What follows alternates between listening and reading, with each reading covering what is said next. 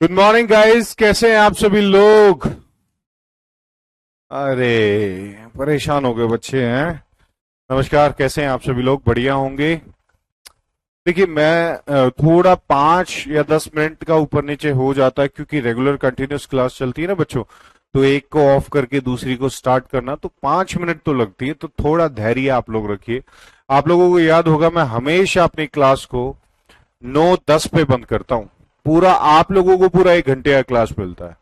ठीक है, so tension ना लीजिए। ठीक है, और कोई भी डाउट हो तो अभी दो 2 मिनट का समय लीजिए लीजिए और जल्दी बता पूछ लीजिए।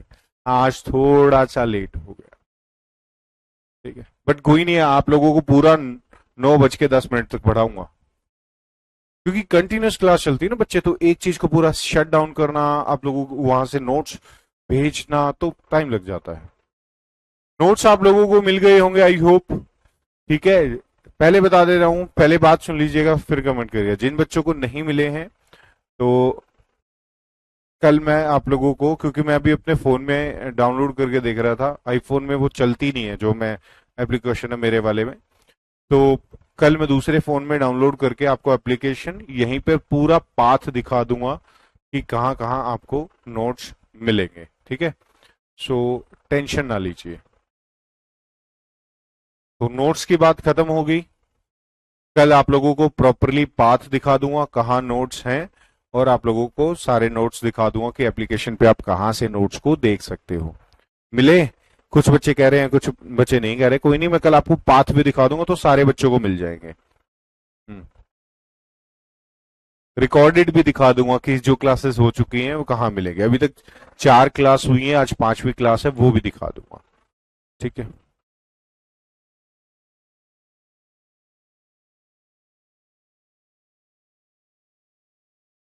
चलें फिर आगे आज की क्लास को स्टार्ट करें। बहुत इंपॉर्टेंट कॉन्सेप्ट है आज आप लोगों का। एसएसटी के बारे, एसएसटी क्या कॉन्सेप्ट है, इसमें कौन कौन से सब्जेक्ट आते हैं, और इसमें जो एक क्वेश्चन लगातार पूछा जाता है उसके बारे में आज आपको बताया जाएगा।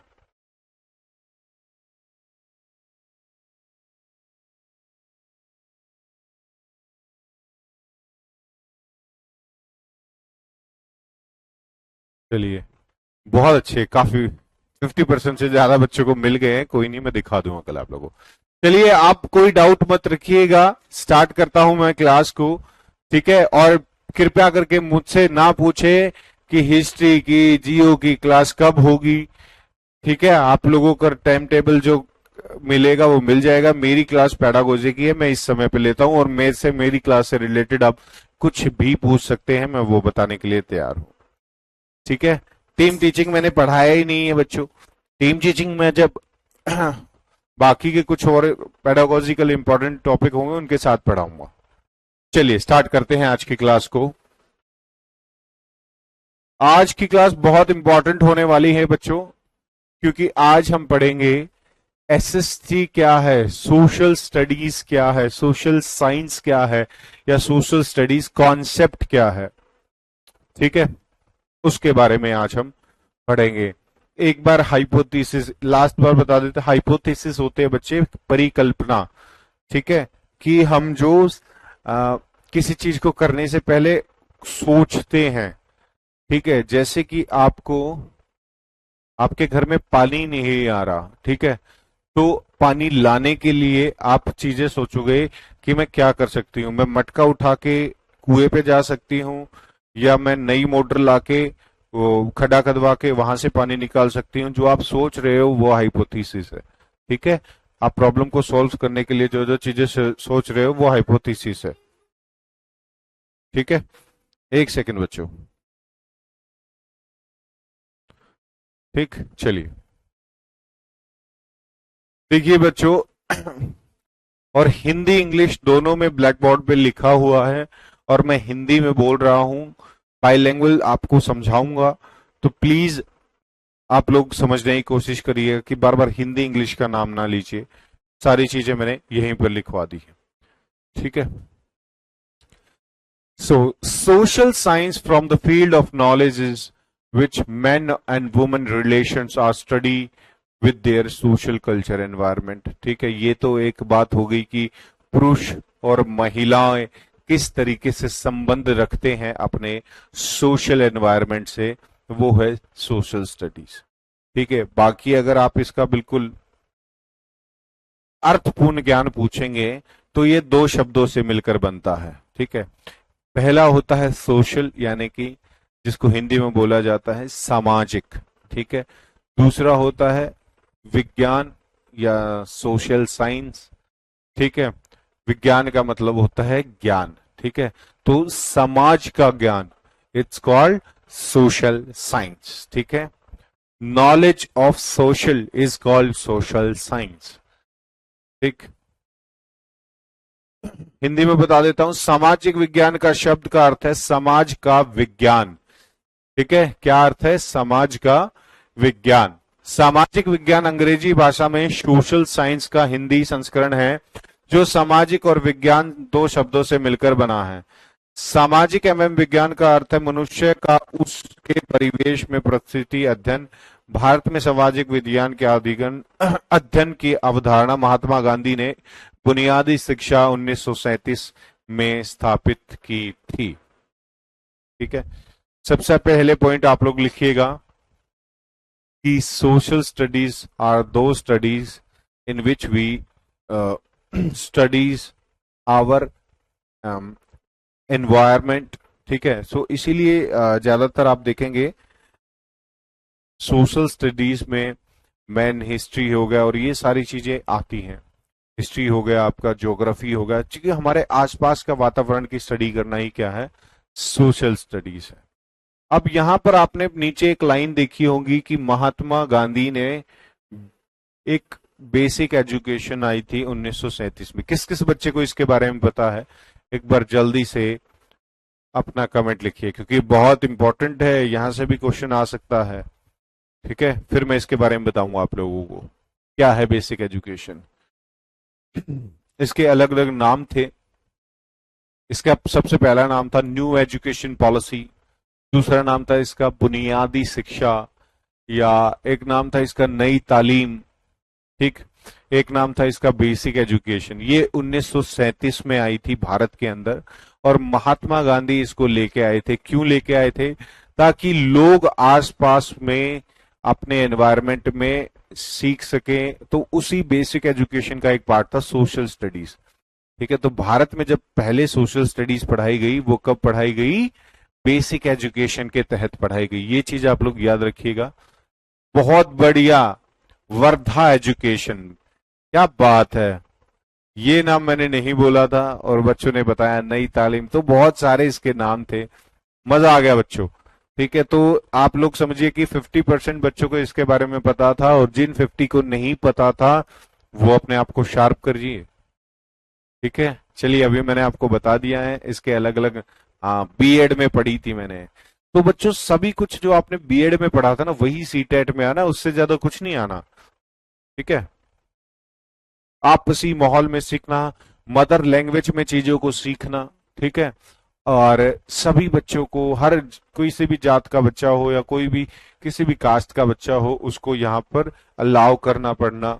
ठीक है, तो इसमें सबसे पहले सोशल स्टडीज का जिक्र हुआ, तो महात्मा गांधी ने कहा कि हमें अपने सामाजिक ज्ञान का भी ज्ञान होना बहुत जरूरी है। ठीक है, चलिए आगे चलते हैं हम। अब अलग अलग बड़े बड़े जो विज्ञान या जो ज्ञानी लोग हैं, उन्होंने सोशल स्टडीज के बारे में क्या क्या कहा। सबसे पहले पढ़ेंगे कि हम जेएफ फोस्टर साहब ने क्या कहा। ये कहते हैं कि social studies is the study of society and it's main purpose is to help the students understand the world in which they live. It missions to encourage critical thinking attitude towards other culture and to realize that all human beings and nation depend on each other. बहुत ही अच्छी line उन्होंने बोली है, इसीलिए मैंने इसको add on किया है। ये महाशय कहते हैं कि सामाजिक अध्ययन समाज का अध्ययन है, यानी कि सोशल स्टडीज जो है वो सोसाइटी का अध्ययन है, और इसका मुख्य उद्देश्य है छात्रों को उस दुनिया को समझने में मदद करना जिसमें वह रहते हैं। देखिए कितनी अच्छी बात कही है कि जहां हम लोग रहते हैं, हम कहाँ रह रहे हैं, इसको जानना क्या है, सोशल स्टडीज है। ठीक है। इनका मिशन अन्य संस्कृतियों के प्रति आलोचनात्मक सोच को प्रोत्साहित करना है। ठीक है। जैसे कि मान लीजिए मैं किसी पर्टिकुलर कम्युनिटी कास्ट से बिलोंग करता हूं। ठीक है। अब मुझे अपना कल्चर के बारे में पता है। जब मैं किसी और के कल्चर को, किसी और की संस्कृति को, किसी और की चीजों को पढ़ूंगा या किसी और के रिचुअल्स को पढ़ूंगा, वो क्या होगा, सोशल स्टडीज होंगी कि मैं उसकी चीजों को पढ़ रहा हूं और बड़े ही ध्यान से पढ़ रहा हूं, क्रिटिकल थिंकिंग से पढ़ रहा हूं, उसके बारे में सोच रहा हूं। ठीक है। तो वो क्या होगी, सोशल लर्निंग होगी। क्यों, कहीं ना कहीं हम सभी, all human beings are connected with each other, यानी कि हम सभी मनुष्य एक दूसरे के साथ या एक दूसरे पर निर्भर हैं। तो हमें हर चीजों का पता होना चाहिए। ठीक है। जैसे कि एक छोटा सा एग्जाम्पल मैं आप लोगों को बताता हूं। कुछ क्षेत्र भारत में ऐसे होते हैं जहां पर आपको ना तो राइस की खेती देखने को मिलेगी, ना व्हीट की खेती को देखने को मिलेगी, जहां पर सिर्फ फ्रूट्स एंड वेजिटेबल्स होते हैं। ठीक है।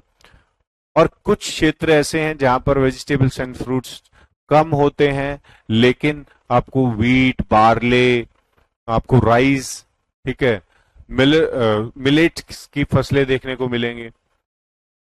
तो अब दोनों ही व्यक्तियों को अलग अलग जगहों की जरूरत है या अलग अलग चीजों की जरूरत है खाने पीने की। तो क्या करेगा, चीजों का आदान प्रदान होगा। चीजों का आदान प्रदान होगा तो क्या होगा, आप लोग वहां की संस्कृति के बारे में भी जानेंगे कि वहां के लोग कैसा पहनते हैं या कैसा खाते हैं। ठीक है। तो वही सारी चीजें क्या होती हैं, दूसरे के कल्चर को या दूसरे के रहन सहन को देखना क्या होता है, सोशल स्टडीज। ठीक है। चलिए, माइक दूर कर लिया बच्चों। वॉइस में कोई दिक्कत है, एक बार जल्दी से कमेंट करके बताइएगा।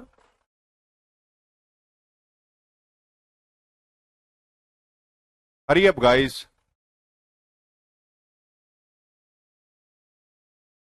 क्वेश्चन कर दीजिए चंचल, मैं आपको जो भी इश्यू हो तुरंत उसका सोल्यूशन दे दूंगा।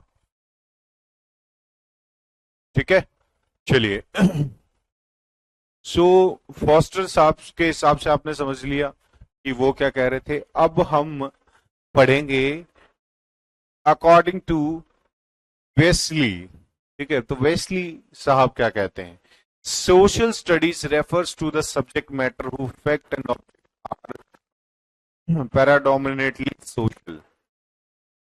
सिंपल सा इन्होंने बोला है कि सामाजिक अध्ययन वह होता है, या सामाजिक अध्ययन से वह तात्पर्य है कि हम उस चीज के बारे में पढ़े जो सामाजिक हो। क्या बात कही। ठीक है। तो जो भी सोशली चीजें होती हैं उनके बारे में पढ़ना सोशल स्टडीज होती है। ठीक है।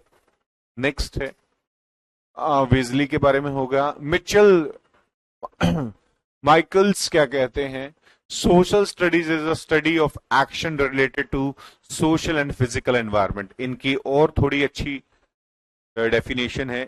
ठीक है। देखिए, सोशल सामाजिक विज्ञान में आपको आपका जो फिजिकल प्रेजेंस है, फिजिकल एनवायरनमेंट है, भौतिक एनवायरनमेंट है, यानी कि भौतिक पर्यावरण है कि किस तरीके, कहाँ पेड़ होते हैं, कहाँ आपके ज्यादातर आपको वाटर, रेन फॉरेस्ट देखने को मिलते हैं, कहाँ किस तरीके का वातावरण, वो भी तो एक समाज का बहुत अभिन्न हिस्सा है, क्योंकि उसी तरीके से लोग बाग अपना रहन सहन कर देते हैं। अब जब आप बर्फीले इलाके में जाओगे, आप देखोगे वहां के लोग ज्यादा मोटे कपड़े पहनते हैं।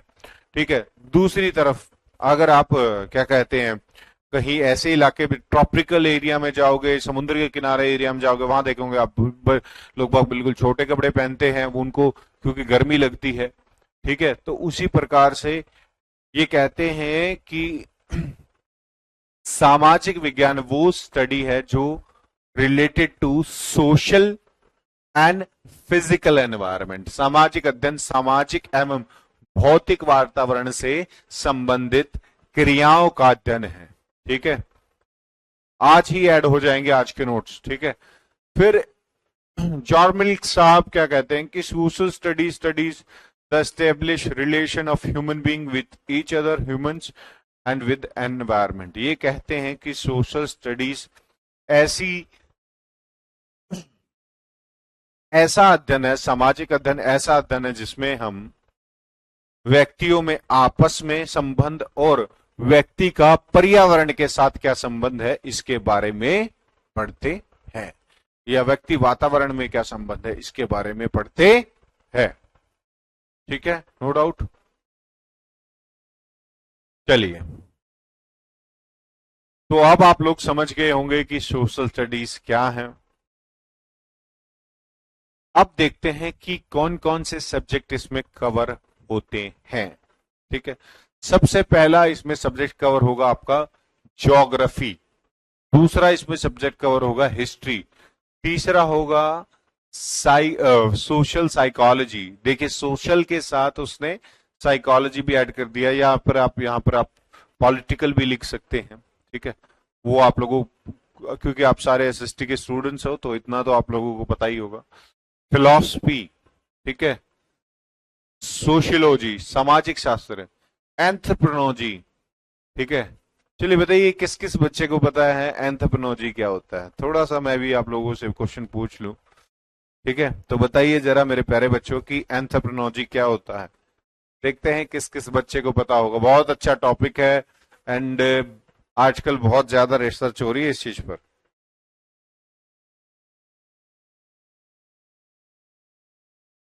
जल्दी से।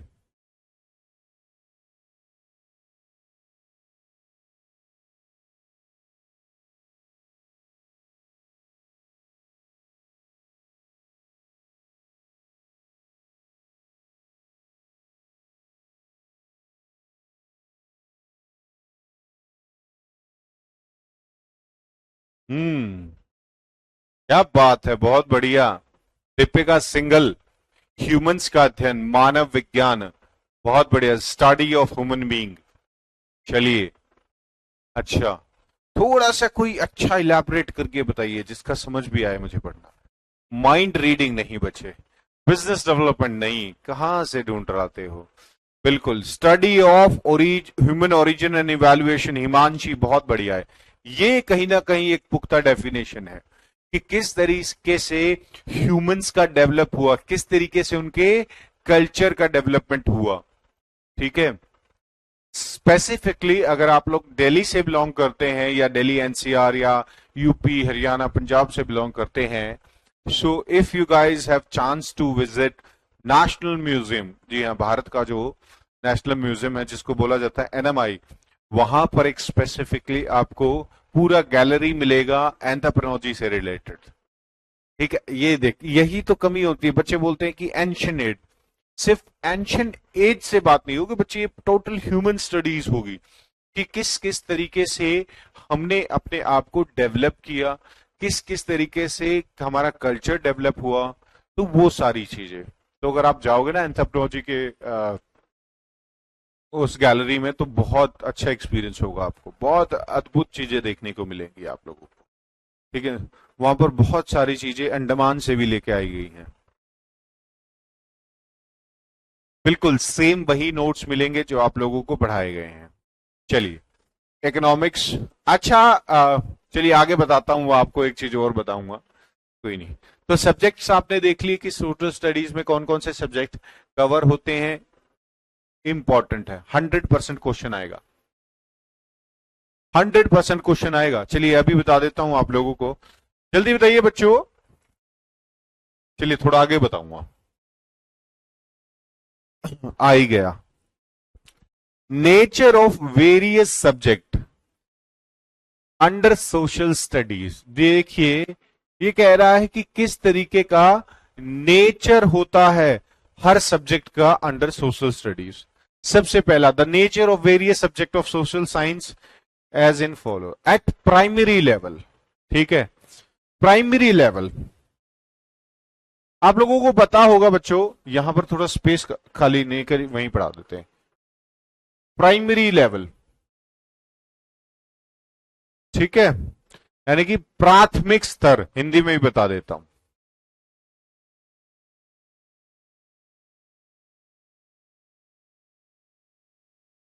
बताइए, प्राथमिक स्तर पर सोशल स्टडीज किस रूप में पढ़ाया जाता है? कौन बच्चा क्वेश्चन बताएगा जल्दी से?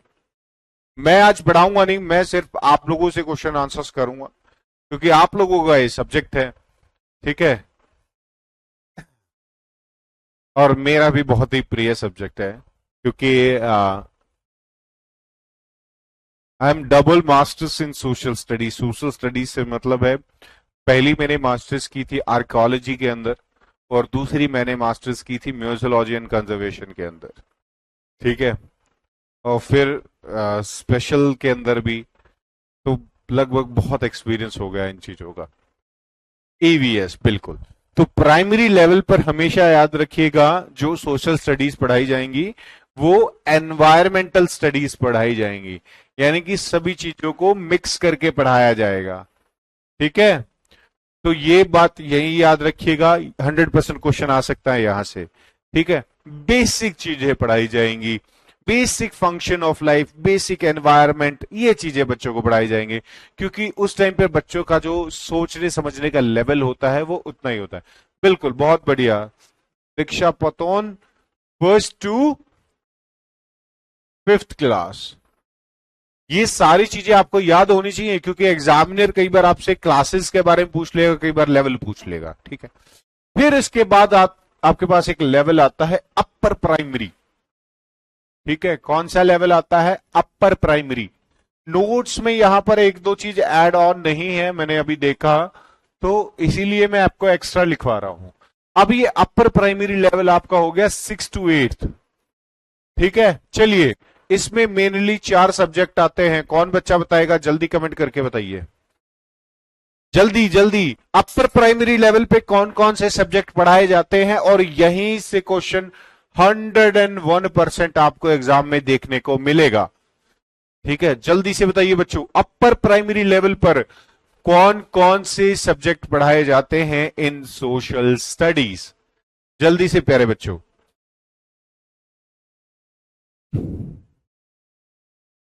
थैंक यू पूजा राजपूत, जल्दी से प्यारे बच्चों।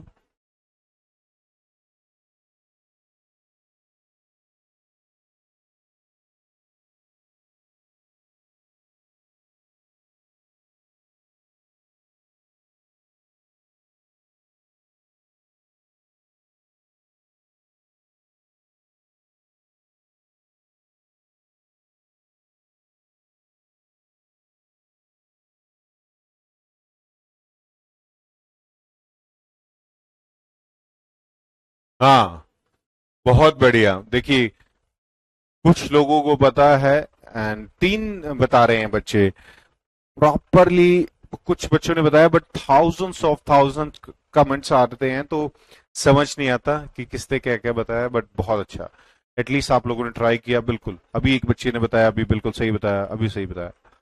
सपना ने बिल्कुल सही भी बताया, छोटा नाम था इसलिए जल्दी बोल दिया गया। तो देखिए, इसमें सब्जेक्ट आएंगे, 4 सब्जेक्ट इसमें आएंगे। सबसे पहला सब्जेक्ट आएगा इसमें हिस्ट्री, दूसरा आएगा इसमें ज्योग्राफी, ठीक है, तीसरा इसमें आएगा पॉलिटिकल साइंस।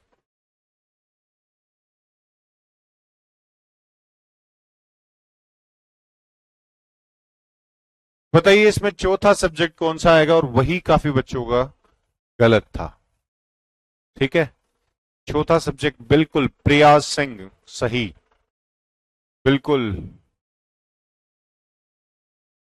तो ऐसा मत समझिएगा, एकता बिल्कुल सही, कि किसी बच्चे का मैं नाम नहीं लेता, मैं नाम पढ़ ही नहीं पाता इतनी देर में, बाकी कमेंट्स आ जाते हैं, ठीक है। आदित्य बिल्कुल सही। इकोनॉमिक्स, ठीक है, इको जिसको बोलते हैं, इको। तो ये चीज आप लोग याद रखिएगा, ठीक है। चलिए पूरा ही लिख देता हूं, ठीक। ये 4 सब्जेक्ट पढ़ाए जाते हैं आपको प्राइमरी में। आपसे सेकेंडरी का शायद पूछ सकता है, शायद नहीं भी पूछेगा, लेकिन इसका जरूर पूछेगा अगर ये ऐसा क्वेश्चन आया तो एग्जाम में, ठीक है, इकोनॉमिक्स, ठीक है। उसके बाद एट सेकेंडरी लेवल तो फिर तो बाकी सारे सब्जेक्ट पढ़ाई दिए जाते हैं, लेकिन उसके लिए पता क्या होता है, उस स्कूल में उस सब्जेक्ट रिलेटेड लेक्चरर का होना बहुत जरूरी है। इसीलिए आप देखते होंगे जब भी गवर्नमेंट वैकेंसीज निकलती हैं तो कई बार स्पेसिफिकली सब्जेक्ट्स की भी वैकेंसीज आजकल निकलने लग गई। ठीक है, आजकल तो बहुत वेरिएशन आ गया है स्कूल्स के अंदर। ठीक है, मैं भी वेट कर रहा हूँ कि अभी जो मैं कर रहा हूँ उसको बिल्कुल स्पेशल के अंदर मैं जॉब करता हूँ, तो उसको छोड़ के मेरा ड्रीम है कि स्कूल्स में 12th क्लास में आर्कोलॉजी इंट्रोड्यूस हो तो वहां पर जाऊं। ठीक है, क्योंकि सबका अपना अपना एक पैशन होता है, तो मेरा आर्कोलॉजी में पढ़ाने में बहुत ही पैशन, मेरे को पढ़ाना बहुत अच्छा लगता है। ठीक है, 2-3 साल मैंने भी बहुत एक्सकवेशन की है, इनफैक्ट म्यूजियम्स को भी चलाया है, बहुत बहुत एक्सपीरियंस है इससे रिलेटेड, बट फिर पढ़ाने में ज्यादा इंटरेस्ट है। ठीक है, थैंक यू बच्चे। चलिए नेक्स्ट, यहां किसी बच्चे को कोई डाउट हो तो जल्दी बताइए, जल्दी से।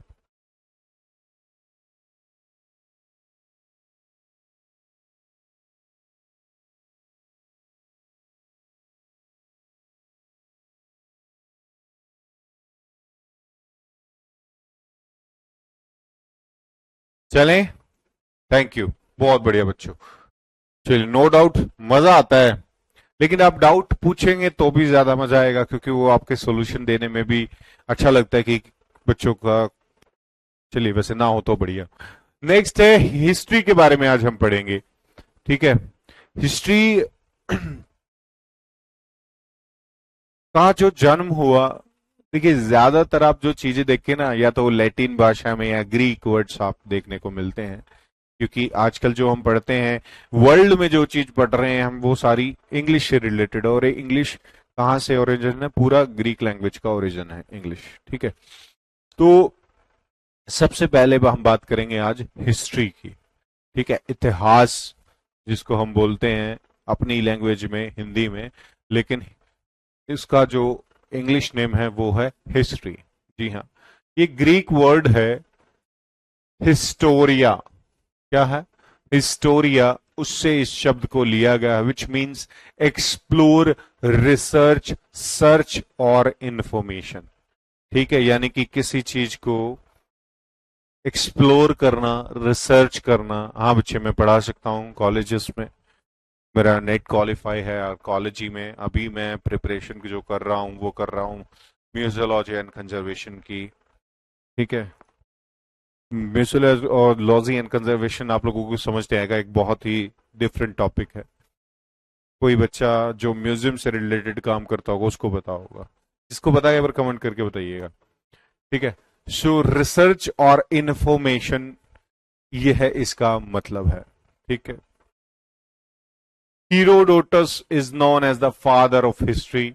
ये चीजें आपने थाउजेंड्स टाइम पढ़ी होंगी। ठीक है, कि इतिहास का जनक किसे कहा जाता है? हीरोडोटस को कहा जाता है। ठीक है, अब बात करते हैं जो हमारे एग्जाम्स में चीजें आ सकती हैं उसके बारे में, कि इतिहास का नेचर कैसा होता है, इतिहास की प्रकृति कैसी होती है। ठीक है, history explain at present the transport system is the magnitude of gradually development of ancient human rolling woodlong। इतिहास वर्तमान की व्याख्या करता है।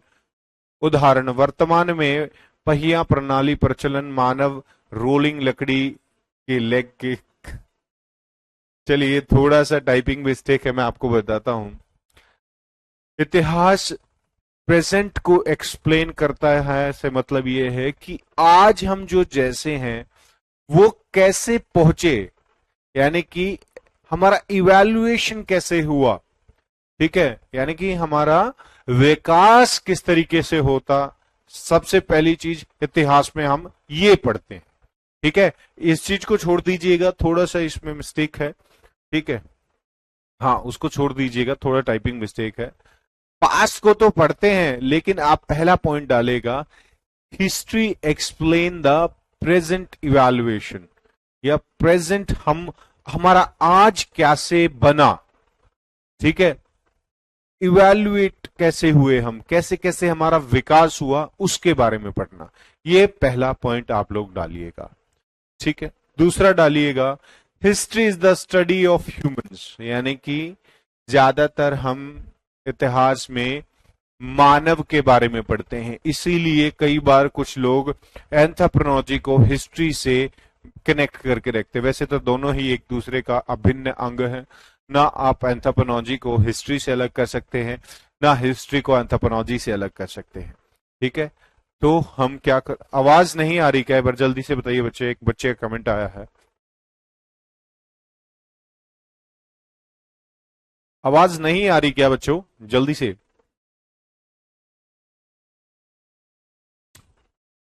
गाइस इतने स्लो नहीं होना चाहिए, थोड़ा फास्ट।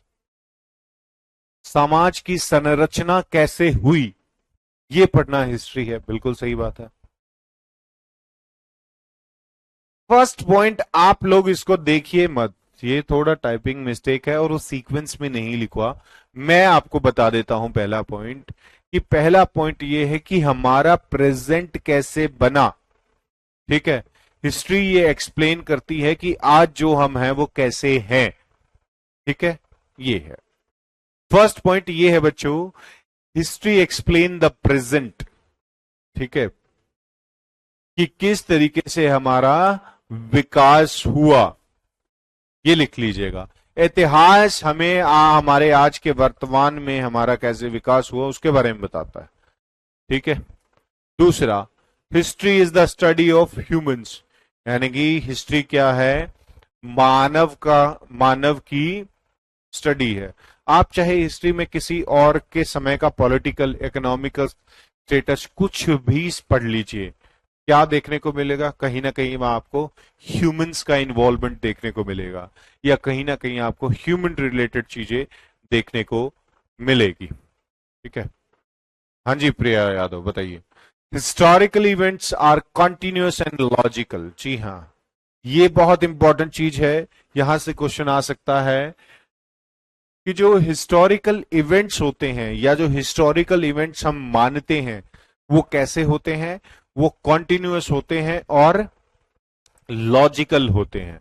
जैसे कि हम कहते हैं कि कुरुक्षेत्र में युद्ध हुआ, ठीक है, अब वो हिस्टोरिकल कैसे होगा बच्चों, जब वहां पर हमें उससे रिलेटेड कोई एविडेंस मिलेंगे, ठीक है, या हमें उस टाइम का कोई उस युद्ध का बखान मिलेगा, ठीक है, तो वो हिस्टोरिकल हो गया। और कॉन्टिन्यूस से मतलब लॉजिकल हो गया कि वो था, और कॉन्टिन्यूस से मतलब होगा कि उसके पीरियड वाइज आपको एविडेंस मिलेंगे कि इस पीरियड से इस पीरियड वो हुआ था, तो वो कॉन्टिन्यूअस है। कॉन्टिन्यूअस उस इतिहास का बखान आपको मिलेगा। सर एक डाउट है, बताइए क्या डाउट है बच्चे, क्वेश्चन बताइए, थोड़ा फास्ट कर लें, कोई नहीं।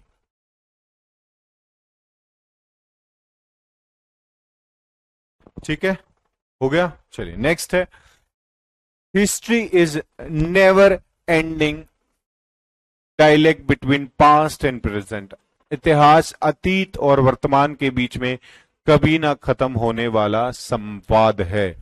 अब संवाद से मतलब है, क्योंकि जिस तरीके से हमारा प्रेजेंट बढ़ता जाता है, उस तरीके से इतिहास भी बढ़ता जाएगा, तो ये कभी भी खत्म नहीं हो सकता।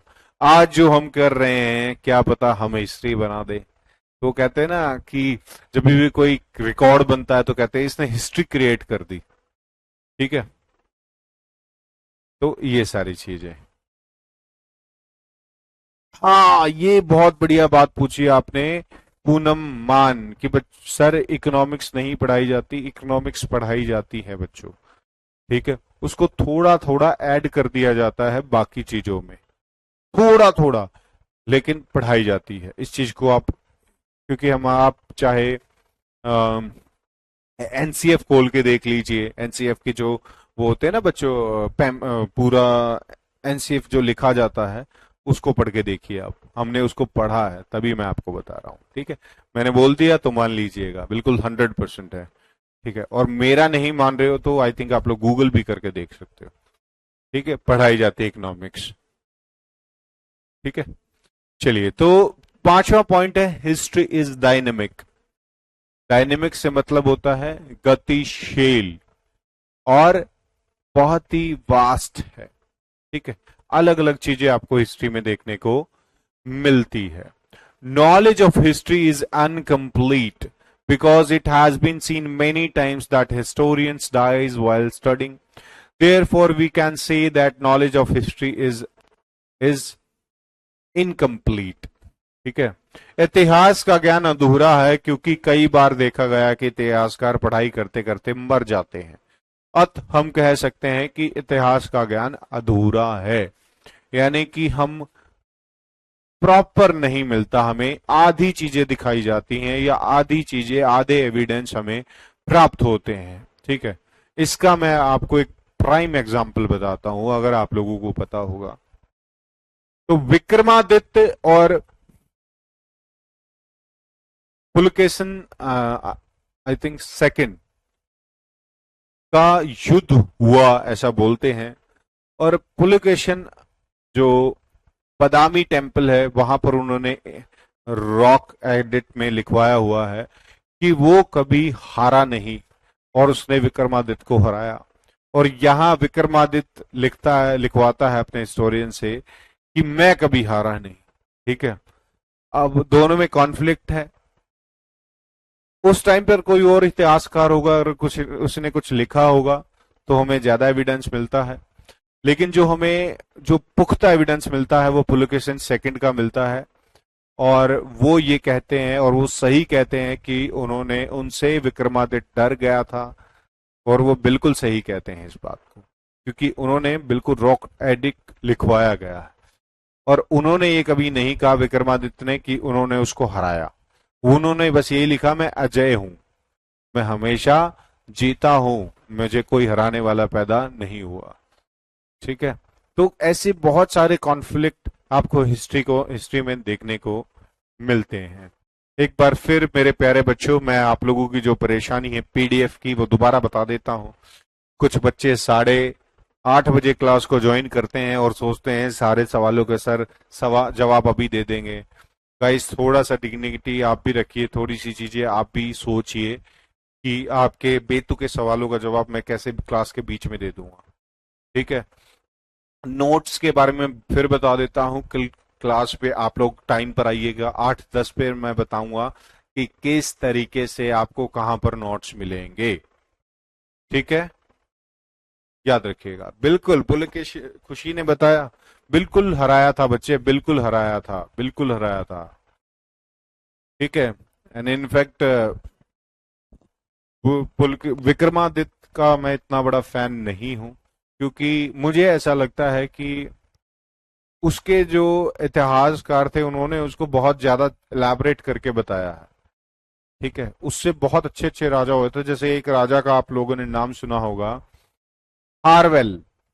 किस किस बच्चे ने उसका नाम सुना है, जल्दी से मुझे बताइएगा। सेकंड सेंचुरी या फर्स्ट सेंचुरी, सेकंड सेंचुरी में वो राजा ने हराया था।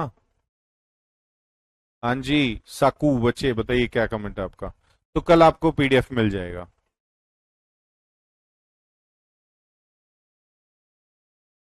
ईवीएस का पैडा का इवेंट नहीं लगा है, लग जाएगा।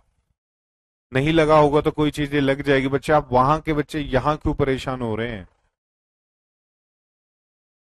ठीक है, नहीं सुना खारवेल का नाम? किस किस ने सुना है? चलो आज थोड़ी सी हिस्ट्री हो जाए, मजा आता है ऐसे सब्जेक्ट्स को इंटरलिंक करके पढ़ाने में। अपर प्राइमरी में सभी सब्जेक्ट इसलिए नहीं आते बच्चे क्योंकि उस टाइम पर बच्चों का इतना लेवल नहीं होता कि बच्चा साइकोलॉजी पढ़ लेगा। आप बताइए।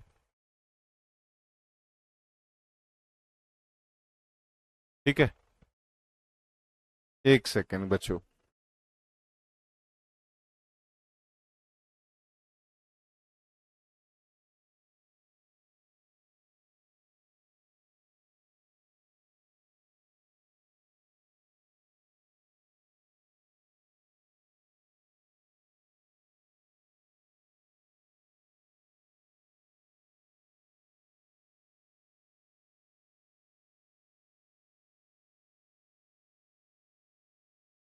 हम्म।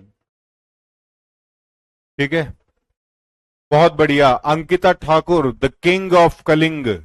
कलिंग आज के समय में कहां पर है? आप लोग सोशल स्टडीज के स्टूडेंट है तो आप लोगों को पता होना चाहिए। कलिंग आज का उड़ीसा है। ठीक है, और आप लोग उड़ीसा की राजधानी भुवनेश्वर, ठीक है, वहां जाओगे तो वहां पर आपको कुछ गुफाएं देखने को मिलेगी, खांडेगिरी व उदयगिरी। ठीक है, नाम हैं उन गुफाओं के, खांडागिरी और उदयगिरी केव्स। तो वहां पर एक गुफा है जिसको बोला जाता है हाथीम्ब गुफा। ठीक है, वहां पर रॉक एडिक्ट है, यानी कि गुफा में ऊपर लिखवाया हुआ है खारवेल किंग ने, ठीक है, कि उन्होंने पाटलिपुत्र यानी कि उस समय के पटना को हराया था। क्यों? क्योंकि अशोक ने कलिंग युद्ध में बहुत ज्यादा विनाश किया था कलिंग राज्य का, तो उन्होंने बदला लेने के लिए उस समय पर वहां पर पटना में हराया था, और पटना को फिर उसके बाद उन्होंने चलाया भी था। ठीक है, दूसरी सबसे बात, मैं उनको इसलिए अच्छा राजा मानता हूं क्योंकि उस समय पर वहां पर आज से नहीं पहले से ही इस तरीके के सुनामी वेव्स और ये बवंडर, आप लोगों ने काफी नाम देखा होगा, ठीक है, चक्रवात वहां पर आते रहते हैं। तो वहां पर भी वो उस समय पर वो इंसान उन चीजों से निपटने के लिए चीजों को करता था, उन चीजों से निपटने के लिए अपने आर्किटेक्चर को सुधारता था। हर साल वो इतना बड़ा फेस्टिवल कराता था उड़ीसा में कि आप समझ नहीं सकते। वो इतना फॉरवर्ड राजा था, बहुत ज्यादा चीजों को समझता था। ठीक है, और उसने अपना बदला लिया था पाटलिपुत्र से। ठीक है, चलिए अब इस बात को छोड़ देते हैं, आगे चलते हैं। History is a dynamic, history powers आज लीनियर। ठीक है, हिस्ट्री शक्तियां रेखांकित होती हैं, यानी कि टाइम टू टाइम चलती हैं। ज्योग्राफी के बारे में पढ़ते हैं कि ज्योग्राफी में आप क्या क्या पढ़ते हैं। ठीक है, देखिए ये सब्जेक्ट पूरा वास्ट है, यहां से आपको ये जो टॉपिक है ना बच्चों, 3 से 4 नंबर के क्वेश्चन आएंगे आपके इसके अंदर। जो आपका मेन पेपर होता है ना, मेन पेपर हो जो होता है आपका, जो आपका 60 नंबर का पेपर होता है, उसमें 3 से 4 नंबर के क्वेश्चन आपको देखने को मिलेंगे। ठीक है, हाँ, पीडीएफ में वो करेक्ट नहीं लिखा था, इसलिए मैंने क्या बोला कि मैं ये एड ऑन कराऊंगा आप लोगों के लिए। ठीक है, तो बच्चे जब मैं पढ़ाता हूं ना, उन चीजों को अपना कान खोल के सुना करो। ठीक है, ग्रीन लाइट आपको दिख रही होगी बच्चे, और किसी बच्चे को ग्रीन लाइट दिख रही है बच्चों स्क्रीन पर? देखिए ये चीजें बड़े आराम से समझने की हैं, क्योंकि यहां से 3 से 4 नंबर का क्वेश्चन आएगा आपके एग्जाम में। 13 रॉक पर कलिंग युद्ध के बारे में लिखा है, मैंने खुद देखी हुई है रॉक एडिक्ट। मैं 5 दिन भुवनेश्वर में बिता के आया हूं बच्चों। ठीक है, चलिए तो ज्योग्राफी के बारे में पढ़ते हैं हम। Geography has been known for the more than 2300 year. The word geography comes from the Greek word. देखिए ये भी ग्रीक ही वर्ड है। ठीक है, करा देंगे पीडीएफ करा देंगे। ठीक है, so concept and nature of social studies में ज्योग्राफी का जो अर्थ है, जियो का मतलब होता है अर्थ, ग्राफी का मतलब होता है डिस्क्रिप्शन। ठीक है, डिस्क्रिप्शन से मतलब होता है बच्चे व्याख्यान करना, वर्णन करना। ठीक है, जियो का मतलब होता है पृथ्वी का वर्णन करना। ठीक है, ज्योग्राफी का पूरा मतलब क्या हो गया? पृथ्वी का वर्णन करना। ठीक है, याद रखिएगा इस चीज को, जिसका अर्थ है पृथ्वी का वर्णन। Geography is also related to space, hence it's called celestial science. भूगोल का संबंध अंतरिक्ष से भी है, इसलिए इसको आकाशनीय विज्ञान भी कहा जाता है। ये लाइन इंपॉर्टेंट है क्योंकि ये डिफरेंट है। ठीक है, कैलेस्ट्रियल साइंस। ठीक है, ये चीज आपसे एग्जामिनर पूछ लेगा कि ज्योग्राफी का एक और नाम बताइए, और वहां अगर आपको ऑप्शंस में दिखे तो तुरंत उस पर टिक कर दीजिएगा। ऐसी चीजों को इंपॉर्टेंट मार्क कर लीजिएगा। According to Richard Hartshorne, geography is concerned with the description and explanation of the aerial differentiated of the earth surface। तो हमारे रिचर्ड साहब ये कहते हैं कि ज्योग्राफी एक एक्सप्लेनेशन है, यानी कि भूगोल एक ऐसा व्याख्यान है जो पृथ्वी पर अलग अलग भौगोलिक स्थितियों के बारे में बताता है, या अलग अलग भौगोलिक स्थितियों के बारे में जो भी डिफरेंस होते हैं या जो भी उनमें अलग अलग चीजें हैं उनके बारे में बताता है। ठीक है, इस डेफिनेशन को बिल्कुल अच्छे से याद करिएगा।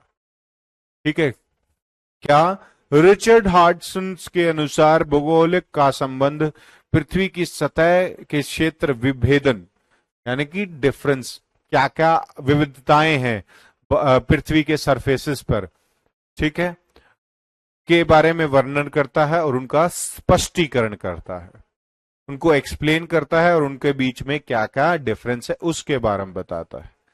ठीक है, according to Hettner's, geography study the difference of phenomena usually related in the different part of the earth. ये वही बात है सेम, ठीक है, कि ज्योग्राफी क्या करता है, एक सेकंड बच्चों,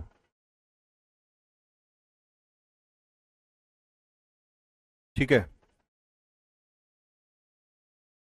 क्या करता है, डिफरेंट फिनोमिनाज को बताता है, ठीक, कि अलग अलग किस किस तरीके का वनस्पति पृथ्वी पर आपको देखने को मिलता, ऑब्जेक्ट्स क्या हैं या क्या उद्देश्य है ज्योग्राफी पढ़ने का।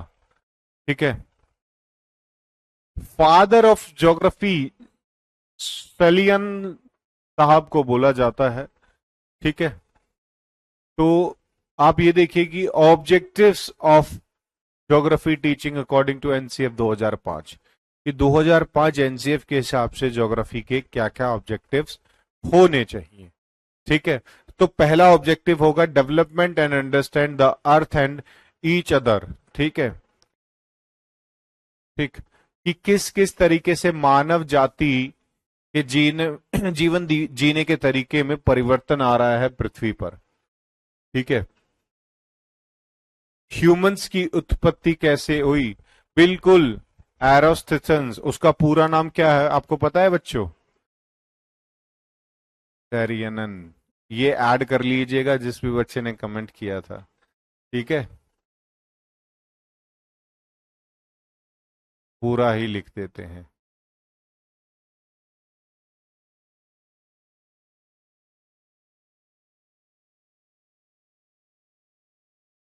फादर ऑफ ज्योग्राफी इनको बोला जाता है, बट ये सवाल आजकल नहीं पूछे जाते।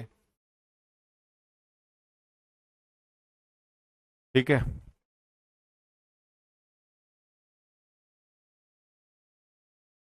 कुछ लोग अरस्तु को भी बोलते हैं। ठीक है,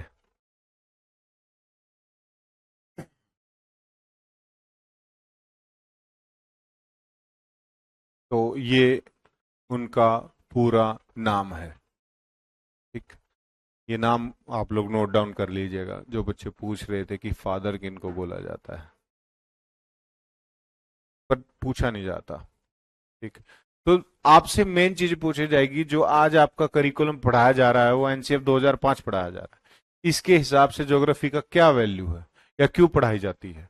तो पहला, develop and understanding of earth and each other, यानी कि ऐसी अंडरस्टैंडिंग डेवलप की जाए जो हमें और बच्चों को ये बताए कि अर्थ और आप लोग कैसे एक दूसरे से मेल खाते हो, या कैसे एक दूसरे से आप लोग जुड़े हुए हो, या क्या आपको उनके बारे में पढ़ना है। To increase understanding of independence and different regions and countries, ये बताना कि किस तरीके से अलग अलग देश और क्षेत्र एक दूसरे पर निर्भर हैं। ठीक है, बिल्कुल, हमारी पूरी दुनिया ही एक दूसरे पर निर्भर है। ठीक है, to provide information about globalisation of economical resource, आर्थिक संसाधनों के वैश्वीकरण के बारे में जानकारी प्रदान करना। तो ये 3 पॉइंट्स आप लोग बहुत ही इंपॉर्टेंट है, लिख लीजिएगा। अकॉर्डिंग टू द एनसीएफ 2005, सबसे पहला पॉइंट लिखिएगा कि अर्थ का लोगों के साथ क्या रिलेशन होना चाहिए, या अर्थ का अर्थ और मानव का या हमारी लाइफ का क्या रिलेशन है। ठीक है, दूसरा पॉइंट लिखिएगा, to increase understanding independence. Independence यानी कि एक दूसरे पर डिपेंड हैं क्षेत्र और अलग अलग देश। ठीक है, जैसे कि मान लीजिए एक बहुत ही सुंदर एग्जाम्पल मैं आपको देता हूं। सऊदी या मिडिल ईस्ट की जो जितने भी कंट्रीज हैं वो हमारी साउथ ईस्ट एशियन कंट्रीज पर बहुत ज्यादा डिपेंड करती हैं एक दूसरे पर। ये दोनों क्यों? हम वहां से तेल लेते हैं, हम वहां से गोल्ड लेते हैं, हम वहां से बाकी चीजें लेते हैं, और वो यहां से क्या लेते हैं? वो यहां से चावल लेते हैं, खाना लेते हैं, मीट लेते हैं। सबसे ज्यादा सऊदी अरेबिया में जो मदीना या मक्का में जो बलि चढ़ाई जाती है, वहां सबसे ज्यादा ऊंट और बकरी कहाँ से जाते हैं? भारत और पाकिस्तान से जाते हैं। ठीक है, और हम कहाँ से तेल ले रहे हैं? हम मिडिल ईस्ट से तेल ले रहे हैं। ठीक है, तो इन चीजों में डिफरेंस होता है। चलें आगे। चलिए।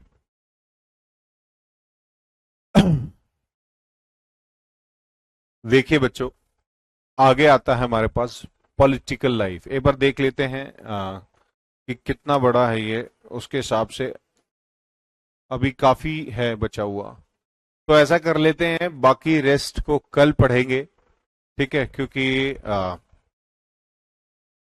थोड़ा कल कर लेंगे, और थोड़े कुछ क्वेश्चन आंसर्स इसी से रिलेटेड अगर मैं देखता हूँ कराता हूँ आप लोगों को, क्योंकि क्वेश्चन आंसर्स करने के बाद आप लोग ज्यादा वेरीफाई कर लेते हो कंटेंट को। ठीक है, पीडीएफ जरूर मिलेगा आप लोगों को कल। मैं सारा आपको पीडीएफ ऐसे खोल के दिखा दूंगा। ठीक है, तो अब आप,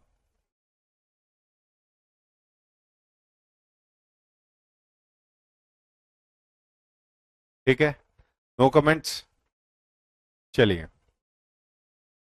कल मिलते हैं, और कल पक्का मैं आपको लोगों को पीडीएफ ऐसे खोल के दिखाऊंगा, क्योंकि तब आपको पता चलेगा, क्योंकि मेरी तरफ से मैं सारे पीडीएफ अपलोड करवा चुका हूं।